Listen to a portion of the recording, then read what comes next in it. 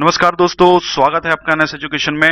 दोस्तों, आज के इस वीडियो में एक और मैं पार्ट लेके आया हूं आपका हिंदी साहित्य का, जिसमें 24 क्वेश्चंस मैं यहाँ पे डिस्कस करने जा रहा हूं। और 24 क्वेश्चंस के अलावा जो और भी पूरी इन्फॉर्मेशन है, मतलब आपको एक वीडियो में ही सब कुछ मिलेगा। कवि कवि और उनकी रचनाओं के बारे में सब कुछ आपको एक ही वीडियो में ऑब्जेक्टिव क्वेश्चंस के माध्यम से मिल जाएगा। तो चलिए दोस्तों, पहला हमारा क्वेश्चन है, रानी केतकी की कहानी के रचयिता कौन है? तो रानी केतकी की कहानी की जो रचयिता हैं वो हैं इंशा अल्लाह खां। इंशा अल्लाह खां बहुत मोस्ट इंपॉर्टेंट क्वेश्चन है। और ये हिंदी के साहित्यकार और उर्दू के कवि थे। लखनऊ तथा दिल्ली के दरबारों में कविता किया करते थे और इन्होंने दरिया ए लतफत नाम से उर्दू का प्रथम व्याकरण की भी रचना करी थी, इसलिए बहुत इंपॉर्टेंट है। और इन्होंने रानी केतकी की कहानी नामक कथा ग्रंथ की भी रचना की। यह उर्दू लिपि में लिखी गई है। ठीक है दोस्तों, ये आपको पता होना चाहिए, ये उर्दू लिपि में लिखी गई है। ठीक है, बाबू श्याम सुंदर दास जो थे, इन्होंने इसको हिंदी की पहली कहानी माना है। रानी केतकी की कहानी को हिंदी की पहली कहानी माना है। नेक्स्ट क्वेश्चन है, शिव शंभू के चिट्ठे से संबंधित रचनाकार। तो ये बाल मुकुंद गुप्त जी हैं और इनके बारे में थोड़ा सा हम जान लेते हैं। इनका जन्म गुड़ियानी गांव में हुआ था, जो जिला रेवाड़ी हरियाणा में है। और हिंदी के निबंधकार और संपादक के रूप में इन्होंने हिंदी जगत की सेवा की। इनकी जो प्रमुख रचनाएं हैं उनमें से एक हरिदास, खिलौना, खेल तमाशा, स्फुट कविता, शिव शंभू का चिट्ठा और बाल मुकुंद गुप्त निबंधावली, ये प्रमुख इनकी रचनाएं हैं। रसिक प्रिया के रचयिता कौन है? तो रसिक प्रिया के जो रचयिता हैं वो हैं केशवदास। और केशवदास जी जो हैं, ये इनका संबंध मध्य प्रदेश से है। और मध्य प्रदेश के जो साहित्यकार थे उसमें भी हमने इनको डिस्कस किया था और इनके बारे में मैं बता देता हूं आपको। ओरछा की राज दरबार में ये थे और इनका परिवार का बड़ा मान था वहां पर। और जो ओरछा नरेश थे, महाराजा राम सिंह, इनके भाई इंद्रजीत सिंह के दरबारी कवि भी थे, मंत्री भी थे और उनके गुरु भी थे। और हिंदी साहित्य के जो रीतिकाल की जो कवि हैं, उस कवि त्रयी के एक प्रमुख स्तंभ है माने जाते हैं। संस्कृत काव्य शास्त्र का सम्यक परिचय कराने वाले हिंदी के प्राचीन आचार्य और कवि भी ये हैं। इनकी जो रचनाएं हैं उनमें रसिक प्रिया, कवि प्रिया, नखशिख, छंदमाला, रामचंद्रिका, वीर सिंह देव चरित्र, रतन वावनी, विज्ञान गीता और जहांगीर जस चंद्रिका, ये रचनाएं आपको इनकी मिलेंगी। इनमें से रामचंद्रिका जो है ये बहुत मोस्ट इंपॉर्टेंट है। रामचंद्रिका, हालांकि सारी इंपॉर्टेंट है, चूंकि ये मध्य प्रदेश से इनका संबंध है, तो व्यापम के एग्जाम्स के लिए तो ये बहुत मोस्ट इंपॉर्टेंट है। इनमें से कोई भी रचना आपसे पूछी जा सकती है। कोई बहुत ज्यादा रचनाएं भी नहीं है, करीब 9 रचनाएं ये हैं इनकी, तो ये आप याद कर सकते हैं। अगला है, कुटज के रचयिता हैं। तो कुटज के रचयिता हैं हजारी प्रसाद द्विवेदी जी। और हजारी प्रसाद द्विवेदी जी के बारे में हम ऑलरेडी पिछले वीडियो में डिस्कस कर चुके हैं, इसलिए मैं इनको यहाँ पे डिस्कस नहीं कर रहा हूं। इनकी सारी रचनाएं हम ऑलरेडी डिस्कस कर चुके हैं। अगला क्वेश्चन है, आंसू जो काव्य है इनके रचनाकार हैं। तो आंसू के रचनाकार हैं जयशंकर प्रसाद जी और इनके बारे में भी हम ऑलरेडी पूरा एक वीडियो ही बना चुके हैं।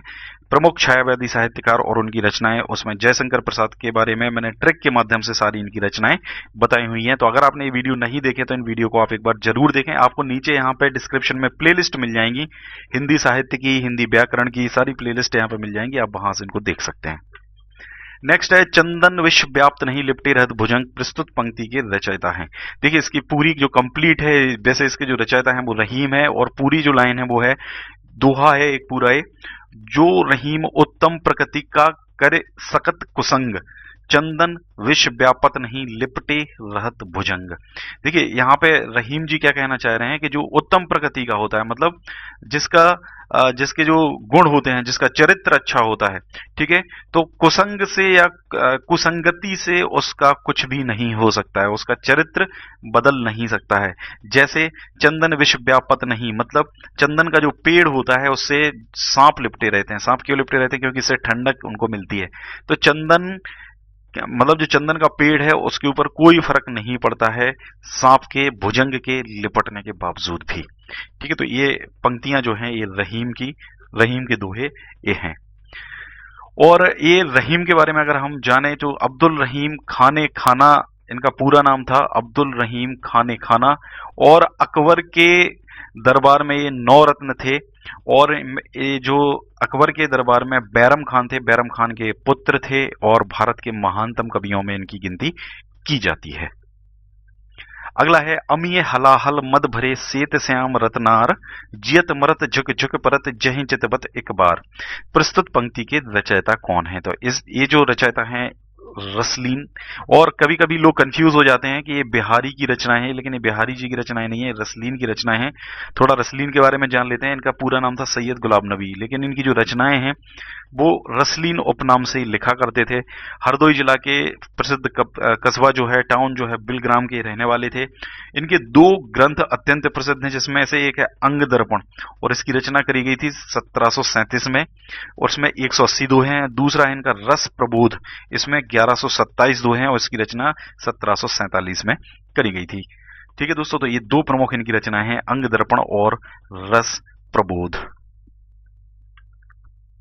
अगला है जब जब होए धर्म की हानि बाढ़े असुर अधम अभिमानी। इन कविताओं का अगर हम मतलब ये जो है आपका ये चौपाई है, एक्चुअली रामायण की पूरी जो चौपाई है इस तरीके से है, जब जब होए धर्म की हानि बाढ़े असुर अधम अभिमानी। इसका मतलब होता है कि जब जब धर्म की हानि होती है, ठीक है, मतलब धर्म को नष्ट करने के लिए जब जब लोग कुछ ऐसे होते हैं जैसे असुर बढ़ने लगते हैं या अधम बढ़ने लगते हैं, जो अभिमानी होती है वो बढ़ने लगते हैं, तो ये धर्म का नाश करने लगते हैं।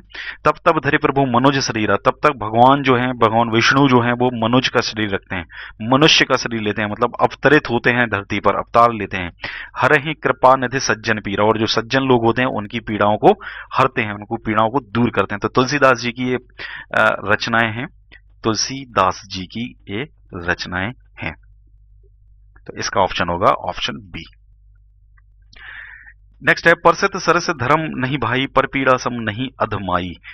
ये मेरे ख्याल से ये परहित है, यहाँ पर परहित मतलब दूसरों का हित, मतलब परोपकार के बारे में यहाँ पे बात चल रही है। ठीक है, ये भी तुलसीदास जी की ही रचनाएं हैं। तुलसीदास जी ने रामायण में ये चौपाई लिखी हुई है, रामायण में ये चौपाई लिखी हुई है, तो ये भी इन्हीं की होगी। मतलब दूसरों के हित से बड़ा कोई धर्म नहीं होता है, दूसरों की पीड़ा से बड़ा कोई, मतलब दूसरों को पीड़ा देने से बड़ा कोई अधम या कोई गलत काम नहीं होता है। इस तरीके से चौपाई का अर्थ होगा। नेक्स्ट है रक्त है या नसों में छद्र पानी जांच कर तू शीश देकर जवानी। ये जो पंक्तियां हैं ये माखनलाल चतुर्वेदी जी की हैं दोस्तों, और आप इनको मतलब देख सकते हैं कि रक्त है या नसों में छद्र पानी, मतलब नसों में पानी बह रहा है कि रक्त है, ये जांच कर, कैसे जांच कर, शीश देकर जवानी, मतलब अपना बलिदान देकर आप जांचो। तो ये माखनलाल चतुर्वेदी की जो रचनाएं हैं ये वीर रस से ओतप्रोत, आप मतलब इनको जान सकते हैं, माखनलाल चतुर्वेदी जी की है। और माखनलाल चतुर्वेदी जी के बारे में भी हम एक पूरा कंप्लीट वीडियो बना चुके हैं, प्रमुख आधुनिक साहित्यकार और उनकी रचनाओं में, ये वीडियो आप देख सकते हैं, ट्रिक के माध्यम से पूरा मैंने बताया है। अगला है दिव्य सावसान का समय मेघमय आसमान से उतर रही है वह संध्या सुंदरी परी सी धीरे धीरे धीरे। ये जो रचना है ये संध्या सुंदरी काव्य संग्रह जो है उसकी है, और इसके जो रचयिता हैं वो सूर्यकांत त्रिपाठी निराला जी हैं, सूर्यकांत त्रिपाठी निराला जी हैं। और इसका भी कंप्लीट वीडियो मैं बना चुका हूं, और ये जो पंक्तियां हैं ये संध्या सुंदरी इनकी जो रचना है उससे उठाई गई हैं। नेक्स्ट है सांच बराबर तप नहीं झूठ बराबर पाप, प्रस्तुत पंक्ति के रचयिता हैं। तो ये कबीर जी के दोहे हैं, और इसका जो पूरा दोहा है वो है सांच बराबर तप नहीं झूठ बराबर पाप जाके हृदय सांच है ताके हृदय आप। भगवान के बारे में कह रहे हैं कि सत्य, सांच मतलब होता है सत्य, सत्य के बराबर कोई तप नहीं है, तपस्या नहीं है, और झूठ के बराबर कोई पाप नहीं है, और जाके हृदय सांच है मतलब जिसके हृदय में सच्चाई है, जो सच बोलता है, जो हर चीज में मतलब सत्य को फॉलो करता है, हमेशा ईमानदार है, तो उसके हृदय में आप रहते हैं, मतलब भगवान उसके हृदय में बसते हैं। तो ये कबीर जी के दोहे होंगे। अगला है अष्ट छाप के सर्वश्रेष्ठ भक्त कवि के रूप में डैश का नाम लिया जाता है। देखिए अष्ट छाप एक 8 लोगों का एक ग्रुप था, और ये बनाया था किसने, जो श्री वल्लभाचार्य जी थे और उनके पुत्र थे विट्ठलनाथ जी, इन्होंने इसकी संस्थापना करी थी। 8 भक्तिकालीन कवियों का एक समूह था इसमें, और इन्होंने अपने विभिन्न पद और कीर्तनों के माध्यम से भगवान श्री कृष्ण की विभिन्न लीलाओं का गुणगान किया है। और इसकी स्थापना ये हुई थी 1565 ईस्वी में। और ये 8 लोग जो हैं, ये हैं कुंभनदास, कृष्णदास, गोविंद स्वामी, नंददास, सूरदास, परमानंद दास, चीत स्वामी और चतुर्भुज दास, जिसमें सूरदास इसके सर्वश्रेष्ठ भक्त कवि देखिए यहाँ पे पूछा जा रहा है, क्योंकि इनकी जो भक्ति थी वो निश्चल थी भगवान कृष्ण के लिए, मतलब किसी प्रकार से उसमें कोई छल नहीं था, इसलिए इनको सर्वश्रेष्ठ भक्त कवि के रूप में माना जाता है। तो इसका आंसर होगा सूरदास जी। रामचरितमानस की भाषा है, तो रामचरितमानस की भाषा देखिए अवधी है, और ये तुलसीदास जी जो हैं उन्होंने इसकी रचना करी है, तुलसीदास जी कृत है। ऑलरेडी हम जो महाकाव्य का वीडियो हमारा है उसमें भी हम इनको डिस्कस कर चुके हैं। भूषण किस रस के कवि थे, तो भूषण थे वीर रस के कवि, कवि भूषण, इनके बारे में हम ऑलरेडी काफी डिस्कस कर चुके हैं। हिंदी का आदि कवि किसे माना जाता है, तो हिंदी का आदि कवि माना जाता है स्वयंभू को, और ये अपभ्रंश के महाकवि माने जाते हैं, अपभ्रंश भाषा के महाकवि ये माने जाते हैं। अभी तक इनकी 3 रचनाएं आई हैं, परमचर्य मतलब जो पद्म चरित्र है, रिठड़े मिचरयु, और इसको अरिष्ट नेम चरित या हरिवंश पुराण के नाम से भी जानते हैं, और स्वयंभू चंद्र, ये 3 प्रमुख इनकी रचनाएं आ चुकी हैं। इनमें जो प्रथम 2 रचनाएं हैं वो काव्यात्मक, और तीसरी जो है वो प्राकृतिक अपभ्रंश चंद्र शास्त्र विषयक रचना है। और इनकी जो प्रथम 2 रचनाएं ही सर्व प्राचीन, उत्कृष्ट और विशाल पाई जाती हैं, इसलिए इन्हें अपभ्रंश का आदि महाकवि भी कहा गया है। तो हिंदी का आदि कवि भी आपसे पूछा जा सकता है, वो भी स्वयंभू होंगे, और अपभ्रंश के जो महाकवि हैं या अपभ्रंश के आदि महाकवि हैं वो भी स्वयंभू को ही माना जाता है। रामचरितमानस में कितने कांड हैं, तो रामचरितमानस में देखिए 7 कांड हैं।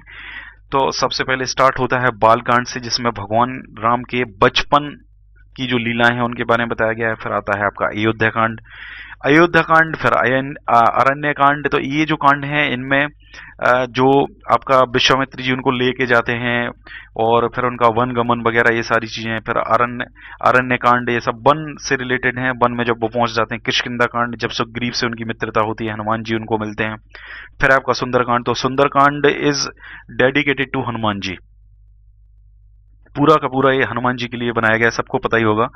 इसके बाद फिर लंका कांड आता है, जिसमें जो रावण और राम का जो युद्ध हुआ था उसके बारे में पूरा विस्तृत चर्चा की गई है। इसके बाद है उत्तरकांड, जो राम भगवान जब वापस आ जाते हैं वहां से, अयोध्या में आप वापस आ जाते हैं, तो अयोध्या में जो सारी चीजें होती हैं, कैसे वो राज करते हैं, तो एक वो आइडियल वैसी माने जाते हैं, मर्यादा पुरुषोत्तम उनको कहा जाता है। तो वो सारी चीजें इस उत्तरकांड में बताई गई हैं। लव कुश का जन्म जो है, फिर सीता जी धरती के गर्भ में समा जाती हैं, वो सारी चीजें उत्तरकांड में बताई गई हैं। नेक्स्ट, निम्नलिखित में से कौन सा एक व्यंग लेखक है? देखिए, व्यंग लेखक जो हैं वो हैं हरिशंकर परसाई जी। और हरिशंकर परसाई जी के बारे में, इनको देखिए हम ऑलरेडी कई बार डिस्कस कर चुके हैं, 2-3 बार इनको हम ऑलरेडी डिस्कस कर चुके हैं। एक बार मैं फिर आपको बता रहा हूं इनके बारे में। जो कहानी संग्रह इनके हैं, हंसते हैं रोते हैं, जैसे उनके दिन फिरे, भोला राम का जीव। उपन्यास जो है इनकी रानी नागफनी की कहानी, तट की खोज, ज्वाला और जल। संस्मरण जो है इनकी वो है तिरछी रेखाएं। और इनका जो लेख संग्रह है, तब की बात और थी, भूत के पांव पीछे, मोस्ट इंपॉर्टेंट, बेईमानी की परत, अपनी अपनी बीमारी, प्रेमचंद्र के फटे जूते इंपॉर्टेंट, माटी कहे कुमार से इंपॉर्टेंट, काग भगोड़ा, आवारा भीड़ के खतरे, ऐसा भी सोचा जाता है, वैष्णव की फिसलन, पगडंडियों का जमाना, शिकायत मुझे भी है, मोस्ट इंपॉर्टेंट, सदाचार का तावीज, विकलांग सिद्धा का दौर, very very very most important, Tulsidas चंदन घिसे, हम एक उम्र से वाकिफ हैं। तो ये इनकी प्रमुख रचनाएं, और चूंकि इनका संबंध मध्य प्रदेश से रहा है, इसलिए ये सारी रचनाएं आपको याद करनी है। मध्य प्रदेश के साहित्यकार जो हमने डिस्कस किए थे उसमें भी इनको हमने डिस्कस किया था। और इनका जो विकलांग श्रद्धा का दौर है, इसको साहित्य अकादमी पुरस्कार दिया जा चुका है, इसलिए ये वेरी वेरी मोस्ट इंपॉर्टेंट होगा। मैं आपको बार बार ही बताता हूं कि अगर किसी रचना को अवार्ड मिल गया है तो आपको वो रचनाएं तो बिल्कुल रट लेनी है, एक एक रचना आपको एक एक बंदे की याद हो जानी चाहिए। अगला, हिंदी पत्रिका कादम्बिनी के संपादक कौन है? देखिए, ये जो कादम्बनी हिंदी पत्रिका है, इसके संपादक जो हैं वो है राजेंद्र अवस्थी। और राजेंद्र अवस्थी के बारे में जान लें, ये मध्य प्रदेश से इनका संबंध है। और अभी हाल में ही 2009 में ही मतलब इनकी डेथ हो गई थी दिल का दौरा पड़ने से। और मतलब आधुनिक रचनाकार ही रहे हैं। और जो प्रख्यात पत्रकार और लेखक थे हिंदी के, मध्य प्रदेश के जबलपुर जिले के ज्योति नगर गढ़ा इलाके में इनका जन्म हुआ था। नवभारत, सारिका, नंदन, साप्ताहिक, हिंदुस्तान और कादम्बनी के संस्थापक थे ये पत्रिकाएं हैं। और इन्होंने अनेक उपन्यासों, कहानियों एवं कविताओं की रचना भी की। ऑथर गिल्ड ऑफ इंडिया के अध्यक्ष भी रहे हैं। दिल्ली सरकार की हिंदी अकादमी ने इनको 97-98 में साहित्यिक कृति से भी सम्मानित किया था। अब इनकी रचनाओं की अगर बात करते हैं हम, तो इनके जो उपन्यास हैं उनमें सूरज किरण की छाव, जंगल के फूल, जाने कितनी आंखें, बीमार शहर, अकेली आवाज, मछली बाजार। और इनका जो काव्य संग्रह है उसमें मकड़ी के जाले, दो जोड़ी आंखें, मेरी प्रिय कहानियां, उतरते ज्वार की सीपियां, एक औरत से इंटरव्यू, दोस्तों की दुनिया, ये इनका कविता संग्रह है। और इनका जो यात्रा वृतांत है वो है जंगल से शहर तक। जंगल से शहर तक इनका यात्रा वृतांत होगा। ठीक है, तो ये भी आपके लिए बहुत मोस्ट इंपॉर्टेंट होंगे। दोस्तों, अगला हमारा क्वेश्चन है, निराला को कैसा कवि माना जाता है?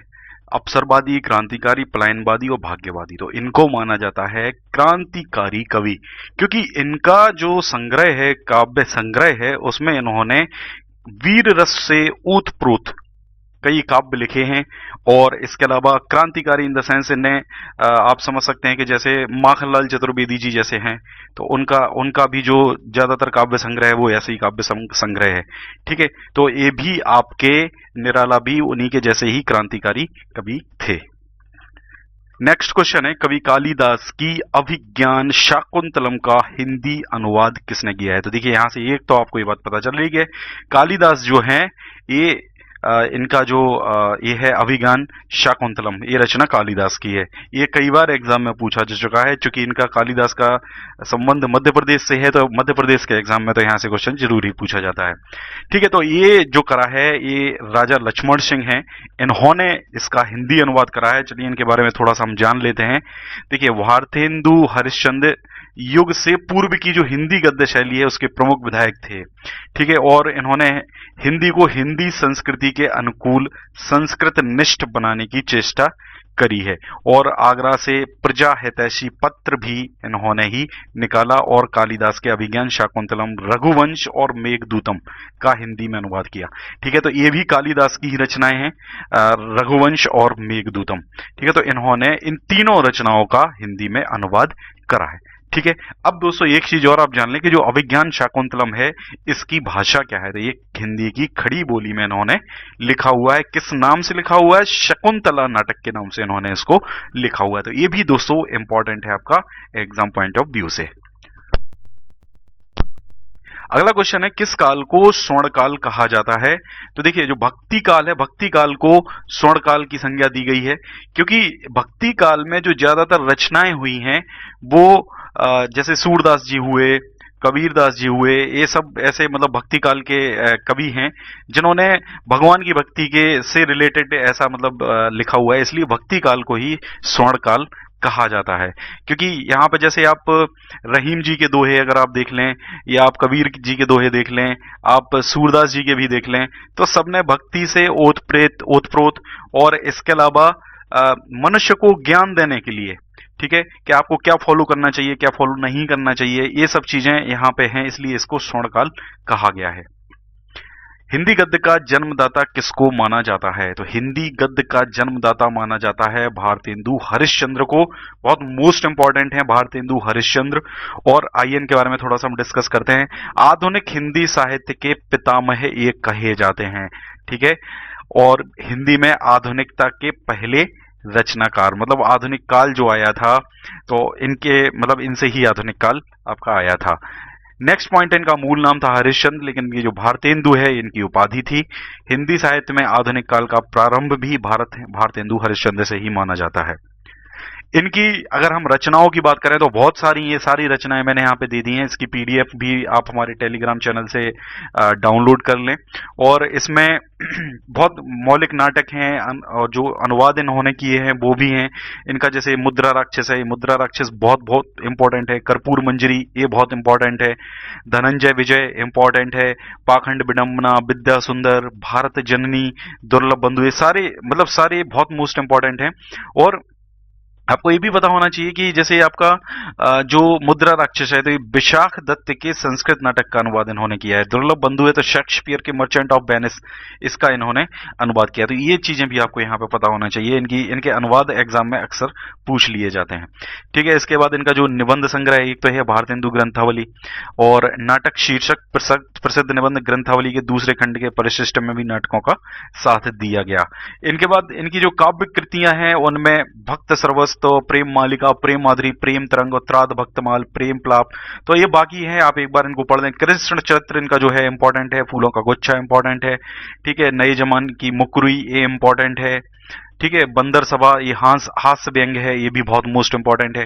ठीक है, इसके अलावा यहाँ पे चंद्रावली इनका जो नाटक है, मतलब आपको पढ़ना देखिए सारे हैं, लेकिन मैंने आपको ये बता दी कि बहुत मोस्ट इंपॉर्टेंट जो है वो तो आपको याद होने चाहिए। जैसे अंधेर नगरी इनका ये बहुत मोस्ट इंपॉर्टेंट है। ठीक है, वैदिकी हिंसा, हिंसा न भवती, ठीक है, ये भी इनका इंपॉर्टेंट है। तो दोस्तों ये इनकी सारी रचनाएं हो जाएंगी। तो दोस्तों ये था हमारा पूरा करीब 23-24 क्वेश्चन हमने यहाँ पे डिस्कस करे हैं। और दोस्तों अगर आपको अच्छा लगा है वीडियो तो आप लाइक करें, ताकि मैं, और अगर देखिए मैं जज कैसे करता हूँ अपने आप को, आप लोग या तो मुझे कमेंट करके बताते हैं कि वीडियो कैसा लगा, दूसरा आप लोग जो लाइक करते हैं उससे हमें पता चलता है। ये दो ही तरीके हैं दोस्तों मेरे पास। इसके अलावा एक तीसरा होता है शेयरिंग, मुझे पता चल जाता है कि किस वीडियो की कितनी शेयरिंग हुई है। तो इन 3 चीजों से ही हम पता लगा पाते हैं कि दोस्तों आपको वीडियो कंटेंट जो है वो पसंद आ रहा है कि नहीं आ रहा है। ठीक है दोस्तों, इसलिए ज्यादा से ज्यादा कमेंट करें और लाइक करें। एक लाइक का बटन दबाने में कुछ नहीं जाता है दोस्तों। अगर आपको अच्छा लग रहा है कंटेंट तो प्लीज लाइक जरूर करें। थैंक यू दोस्तों, थैंक यू वेरी मच।